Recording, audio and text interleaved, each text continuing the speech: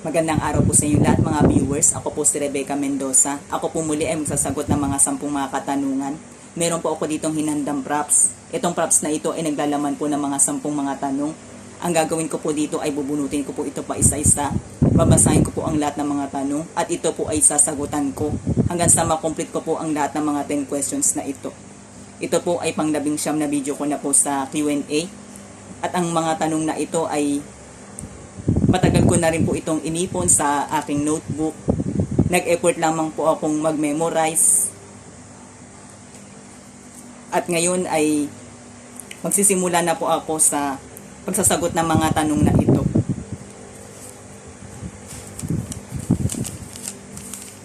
Sang-ayon ka bang ibaba sa 9 na taon gulang ang edad ng pananagutan ng kabataan sa krimen? Hindi ako sang-ayon na ibaba sa 9 na taon gulang ang edad ng mga kabataan ang pananagutan sa mga kasong krimen, sapagkat ang ganitong edad ay may tuturing pang nasa murang edad. Ang mga nasa ganitong edad ay marami pa silang mga bagay na hindi alam tungkol sa lipunan, tungkol sa mga moralidad, tungkol sa mga harapin na consequence at iba pa. Kaya dapat pa silang ginagabayan at tinuturuan ng kanilang mga magulang. Pinapaunawa kung ano ang mga bagay na dapat nilang gawin at mga bagay na hindi nila dapat na gawin. At sila'y dapat na kinakalinga at binibigyan ng tamang pagmamahal. Kaya sa mga ganitong issue, ang dapat na managot sa mga kasong krimen ay ang mga magulang.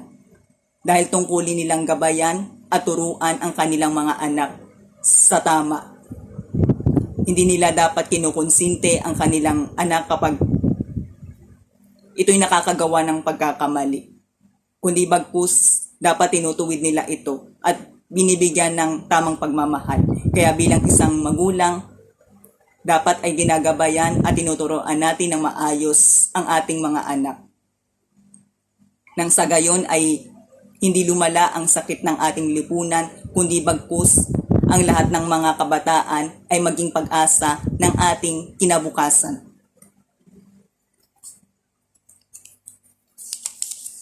Bilang isang botante, ano ang may papayo mo sa mga kabataan na ngayon palang boboto? Bilang isang botante, ang maipapayo ko sa mga kabataan na ngayon palang boboto ay kilalanin lang mabuti kung sino ang leader na uupo sa ating bansa. Huwag silang magpapadala sa mga mabulaklak na salita, kundi bagkus alamin nila ang performance na gawa ng bawat uupo sa ating bansa. At piliin nilang mabuti kung sino ang karapat-dapat at kung sino ang merong nagawa, nakita nilang tapat na naglilingkod at merong takot sa Diyos, ayun na ang kanilang piliin na iboto.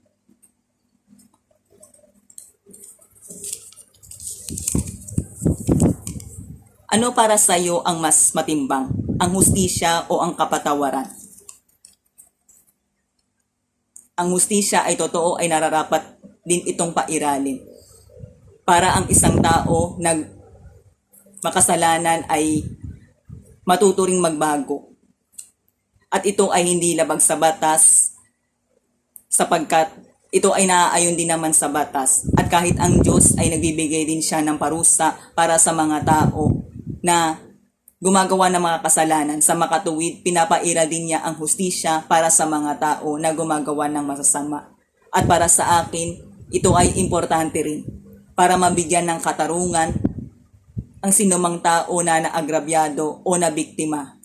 Subalit kahit na importante ang hustisya, ay mas importante pa rin na pinapairal natin sa ating puso ang pagpapatawad. Kaya kung sino man ang mga tao na nakagawa sa atin ng kasalanan, kahit pa ito ay malaki, as long as na pinagbayaran na nila ang kanilang kasalanan at sila ay nagsisi, ay dapat natin silang patawarin. Dahil una sa lahat, tayo rin naman ay nakakagawa ng mga kasalanan. Tayong lahat ay nagkakamali at nagkukulang. Kaya wala rin tayong dahilan para hindi rin tayo magpatawad.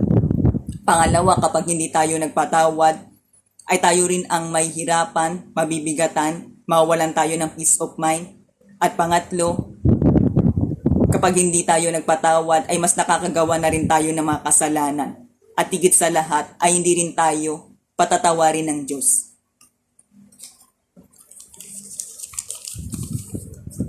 Kung huli na ang lahat, ano dito ang nauna? Kung huli na ang lahat, ang mga nauna dito ay ang mga panahon na dapat ay gumawa tayo ng mga tamang desisyon sa buhay. Dahil kadalasan kaya ang mga tao ay nagsisisi ay dahil hindi nila napahalagan ang kanilang panahon. Mas inuna nila ang sarap bago ang hirap. Nagkulang sila sa pagtsatsaga at diskarte. Kaya ang dapat natin gawin para hindi natin maramdaman na huli na ang lahat ay kailangan tayo ay nagpaplano sa buhay. Pinapahalagaan natin ang bawat oras, ina-appreciate natin ang lahat ng mga tao na nagmamahal sa atin, nang sa gayon ay wala tayong anumang bagay na pagsisihan. At hindi natin mapipil na huli na ang lahat ng bagay. Ano ang mas mahalaga? Kung ano ang sinasabi mo o kung paano mo ito sasabihin? Ang mas mahalaga sa dalawa ay kung paano natin ito sasabihin. Dahil ang salita ay kailangan natin itong pag-isipan ng mabuti para tayo ay hindi mapahamak, hindi magkasala, hindi makasakit, hindi masirang ating pangalan at higit sa lahat ay para hindi masirang ating buhay. Dahil ang salita ay kaya tayo nitong dalhin patungo sa kabutihan o sa kapahamakan. Depende sa mga salita na ating sinabi. Kung ang ating mga sinalita ay tama, totoo at nakabuti, ito ay magdadala sa atin tungo sa kabutihan. Pero kung ang ating mga sinalita ay mali, tayo ay nakasakit at nakasira, ito ay magdadala sa atin sa kapahamakan. Kaya bago natin sasabihin ang anumang bagay, ito'y dapat natin pinag-iisipan at pinag-aaralan kung ito ba ay tama, totoo at napapanahon. Dahil sa pamamagitan ng salita ay dito rin tayo nakikilala. At dito nakikita ang antas ng ating kaalaman. Ano ang gagawin mo kung magising ka ng isang araw at nalaman mo na ikaw na lang ang mag-isa na nabubuhay sa mundo? Kung magising ako ng isang araw at nalaman ko na ako na lang ang mag-isa ang nabubuhay dito sa mundo, ang aking gagawin ay patuloy na magdadasal, magpapasalamat sa Diyos, susundin ang kanyang kalooban, para sa mga huling araw ng aking buhay ay wala na akong pagsisihan. Magtatamo ako ng kaligtasan at makakapiling ko ang Diyos. At ito ang pinakahuling bagay na hinihiling ko kapag alam ko na oras ko na para lisanin ang mundong ito. Kaya't habang ako ay nabubuhay, ay patuloy ako magdadasal, magpapasalamat sa Diyos, susunod sa kanyang kalooban at gagawin ang aking misyon dito sa mundo. Kahit pa ito ay merong kahirapan, ay pipiliin ko pa rin na magpakatatag at ito'y pipiliin ko pa rin gawin. Sapagkat naniniwala ako na kapag itong aking pinili, ay mas magtatamo ako ng mas mahalagang gantimpala, na ito ay masigit pang mahalaga kaysa sa anumang tagumpay na aking naabot dito sa mundo.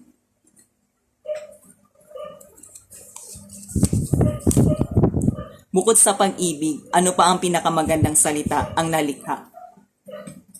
Bukod sa pag-ibig, ang isa pa sa pinakamagandang salita ang nalikha ay ang humility o kababaang loob.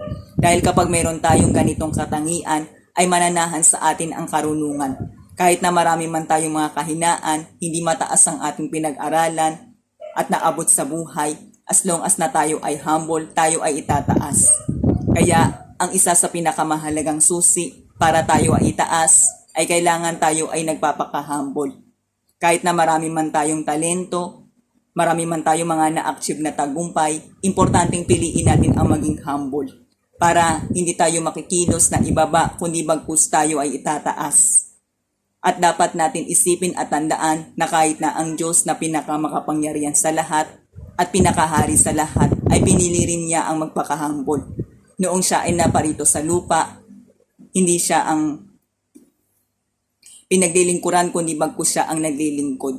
Siya'y gumawa ng mga mabuti at nakihalintulad sa tao. At noong siya ay nagpakita ng kababaang loob at gumawa ng mga kabutihan, nakihalintulad sa mga tao, ay doon nahayag ang kanyang pag-ibig at ang kanyang mga kadakilaang gawa.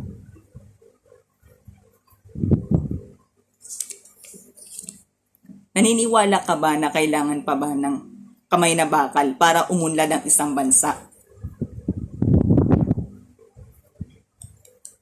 Sa panahon ngayon, kumpara sa ating bansa ay kailangan na itong pairalin para matutong magbago ang isang tao na gumagawa ng mga masasama. Magkaroon sila ng disiplina, matuto silang gumawa ng mabuti at sumunod sa tama. Dahil sa panahon ngayon ay napakalaganap na ang karahasan, krimen, korupsyon na nangyayari sa ating bansa. At kahit na ang mga kabataan ay natututunang gumawa ng mga karahasang bagay na dapat ay hindi nila ito dapat na natututunan. Kaya nga sa panahon ngayon ay pinag-aaralan ng mga mambabatas kung kailangan na nga bang ibaba ang age of criminal liability. At ang ganitong balita ay hindi mabuti sapagkat nakakaapekto ito sa ating pag-unlad, nakakasira ito sa imahe ng ating bansa, nakakababa ito sa antas ng ating moralidad, at ang ganitong balita ay hindi maganda. Kaya ito nangyayari dahil sa kakulangan ng kahigpitan sa batas. At sa mga ganito, kapag ganito na ang nangyayari, ay hindi ito dapat na tinotolerate na lang at tanggapin na lang. Kaya importanteng pairalin na ang kahigpitan sa batas para ang mga tao na gumagawa ng masama ay maisipan ng magbago, matutunan silang sumunod sa tama, at para hindi na mangibabaw sa ating bansa ang anumang kasamaan at mabalik muli ang tamang values na importanteng dapat natin itong makagawian.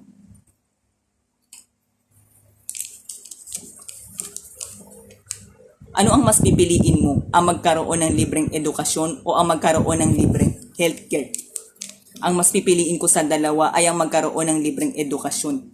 Sapagkat sa pamamagitan ng pag-aaral ay mas marami tayong matututunan. Mas madedevelop ang ating kakayahan, mas lalo tayong magiging produktibo, at mas lalo natin mapapangalagaan na maayos ang ating kalusugan. Kaya para ma-achieve natin ang maayos na kalusugan ay kailangan alam natin kung ano ang mga pagkain na dapat natin kainin, kung ilang basong tubig ang dapat natin inumin, kung ano ang mga bagay na dapat natin gagawin, at kung ano ang mga bagay na dapat natin iwasan. At sa pamamagitan ng pag-aaral ay nalalaman natin kung paano natin pahalagahan ang ating kalusugan. Kaya napakalaki ng nagagawa ng edukasyon sa ating buhay dahil tinutulungan tayo nito na mapaunlad ang ating sarili. Ginagabayan tayo nito para tayo ay makagawa ng mga tamang pagpapasya sa buhay. Tinutulungan tayo nito na maging produktibo at kung paano natin mapapangalagaan ng maayos ang ating kalusugan. Kaya sa dalawang ito ay mas sigit kong pipiliin na magkaroon ng libreng edukasyon para magkaroon tayo ng sapat na kaalaman. At kapag mayroon tayong sapat na alam, ay hindi tayo madaling maloloko, mapapahamak, at malalagay sa kahirapan.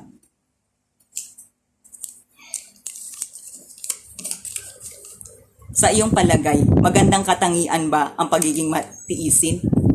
Ang pagiging matiisin ay isa sa pinakamagandang katangian, as long as ng ating pinagtitiisan ay tama.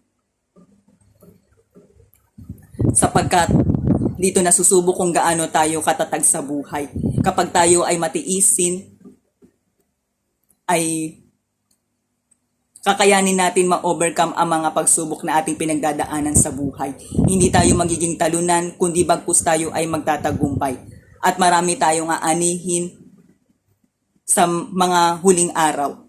Dahil kapag tayo ay nagtiis, tanda ito na tayo ay nagtiyaga, nagsumikap, nagpagal, pinili natin gumawa ng tama, tanda ito na hindi tayo sumuko at nawalan ng pag-asa sa buhay. Kahit na marami man tayong pinagdaanan na hirap. At sa kabila nito ay makakatanggap tayo ng gantimpala.